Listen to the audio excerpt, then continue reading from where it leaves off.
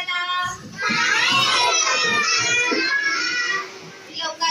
இப்ப நம்ம வந்து தமிழ் லெசன்ல தமிழ் எழுத்துக்கள் பத்தி தான் பார்க்க போறோம். என்ன எழுத்துக்கள்? தமிழ் எழுத்துக்கள். தமிழ் எழுத்துக்கள்ல குறில் எது, நெடில் எது? குறில் எது, நெடில் எது? ஓசை வந்து குறைவா வருதெல்லாம் குறில் எழுத்துக்கள், ஓசை அதிகமா வருதெல்லாம் நெடில் எழுத்துக்கள். இப்ப அ ஆ இ எழுதுறோம் இல்லையா? அ ஆ இ எழுதுறோம். அ ஆ இ வந்து உயிர் எழுத்துக்கள். அ ஆ இ ஈ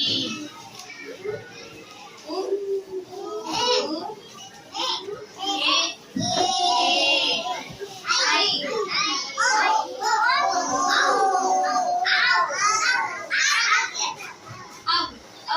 சரி. அக்கு வந்து ஆயுத எழுத்து. இப்போ ஆ வந்து ஓசை அதிகமா வருதா குறைய வருது? ஆ வந்து நம்ம தலை கீழே போட்டு சொல்றோமா, தலையை சாச்சி சொல்றோமா? சொல்றோம். அப்ப அது என்ன எழுத்து? குறில நெடிலா? குறி. அப்ப ஆ வந்து என்ன எழுத்து? குறி எழுத்து. ஆ அது என்ன எழுத்து? என்னது? நெடி. ஈ வந்து குறில நெடிலா?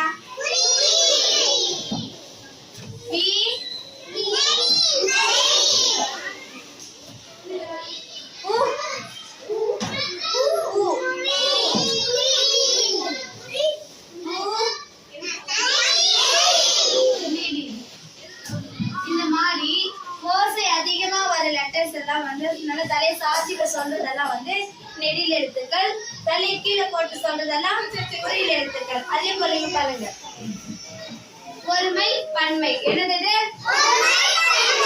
ஒருமை பன்மை. ஒருமை பன்மைனா இப்ப என்கிட்ட வந்து ஒரு ஆப்பிள் இருக்கு. இது பேர் என்னன்னா ஆப்பிள் வச்சுக்கோங்க, பழம் வச்சுக்கோங்க. பழம் என்கிட்ட எத்தனை பழம் இருக்குங்க? ஒரு பழம் தான் இருக்கு. இங்க வந்து என்கிட்ட 2 பழம் இருக்கு.